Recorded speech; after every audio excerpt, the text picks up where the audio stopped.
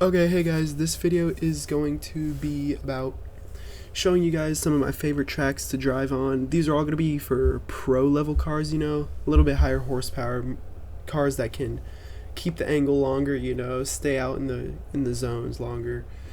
Yeah, none of them are like super hard to drive or anything, but they're all super fun tracks and I really enjoy to drive on all of them. Okay, this first track is DCGP Montreal 2022. Really fun track, I've been practicing on it a lot with this car. Yeah, coming around 70-75, flick it into this outer zone, hit this inner clip, then back to the outer zone, do a little chicane right here.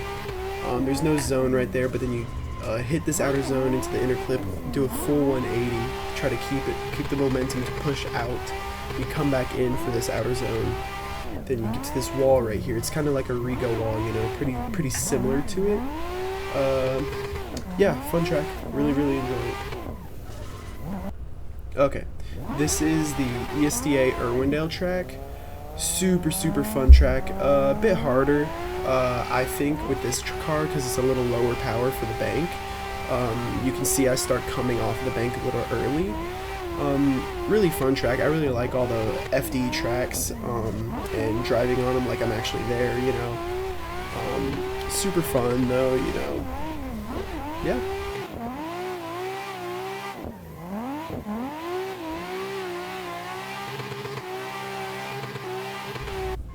Okay, so this is ESDA Daytona. I really like this track as well. The initiation is one of my favorite parts, super long initiation into the outer zone, full on to this inner clip, back to the outer zone, do just a small little rotation in there, handbrake to keep it out longer, back around to this outer zone. Yeah, super fun track. I really like it with the kind of medium power 700 800 horsepower cars, gives it a little bit more challenge, Okay, PG Naradawi, this is one of my favorite tracks of all time. Just really good stadium track. A lot of different, if you don't want to go on the normal configuration, you can do a whole bunch of different type of things, but the normal configuration that they do with Driftmaster is super good for learning proximity to walls and stuff, and then to get to the inner clips. So you have to be right on the wall on every single turn. So super fun track.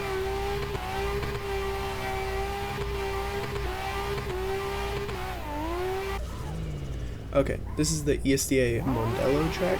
Mondello is just one of my favorite tracks, but I really like the ESDA kind because once you get to the very final turn, instead of turning back onto the track where you first come in right here, you actually turn back around and go back out of it.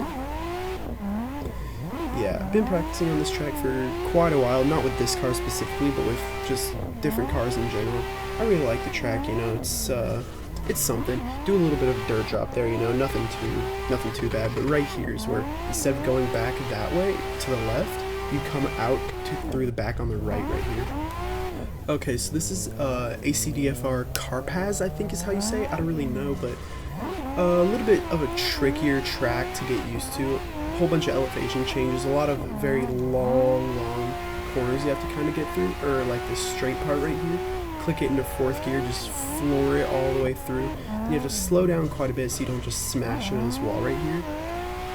Pretty fun track, a little bit on the more difficult side for me at least. I'm not really good at these exact type of tracks, but yeah, pretty fun anyways. Okay, and this last track actually has 10 different configurations, maybe 11 actually. But just super fun track. It's the 90s GDSP Okuibuki track. Very fun. You can have the FD Japan, a whole bunch of like the D1 GP, the Japan International, and you even have like a few different Toge courses. Super fun track, and a whole bunch of different configurations for you to just try out, see what you like the most, Really fun though.